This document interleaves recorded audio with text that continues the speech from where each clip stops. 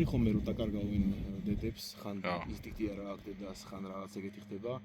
ვცდილობ ხო დაკარგული დედა ვიპოვოთ და ხშირად ვატყავი ხომ ყავს რა, სულ დაკარგავს და ასე შევიტყობთ ცხვარზე. აი ესა ცხვარი ბატკანი რომ მოუკვდება რაღაც. იმ ბატკნის თავს დავაკროთ ხოლმე დედას. რომ სხვა ბატკანს რო პრობლემა აქვს, ან ტყუპი არის ან რაღაცა და იუსოთ ხოლმე და ვაზდები. ინდონეზია, აი, რავი, განსაკუთრებით ამ ჯიშია ესე თუ რა, ეს მოსვატობა, აი, რავი, ძალიან ეხლა რომ აბსოლუტურად ხომ და ხოებს გავუშვებთ გარეთ მე დედასთან. ნახევარ საათში 600-ს ნაპოვნი ხოსტოდა. ხო რა.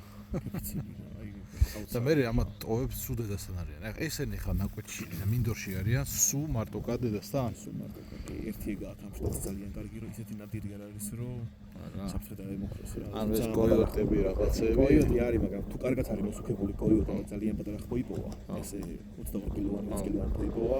მე ხო მაშინ ახალდაბადებული. ახალდაბადებული ხო ერთი კვირამდე ერევა. თუ მოასწრო იმან დაბღავალება, მთელი კუბა მორბის მე. და თვითონ აი ხა შენ მაგალითად აი ესენი სად ყავს, ანუ სადად სამშობიარო ბლოკი. გარეთვე არიან პირდაპირ? თუ სადმე ყავს? ამინც გააჩნია. აი ხო გვაქვს თეთრი შედი. მაგას მოვაწყობთ ხოლმე ზამთრის პერიოდში.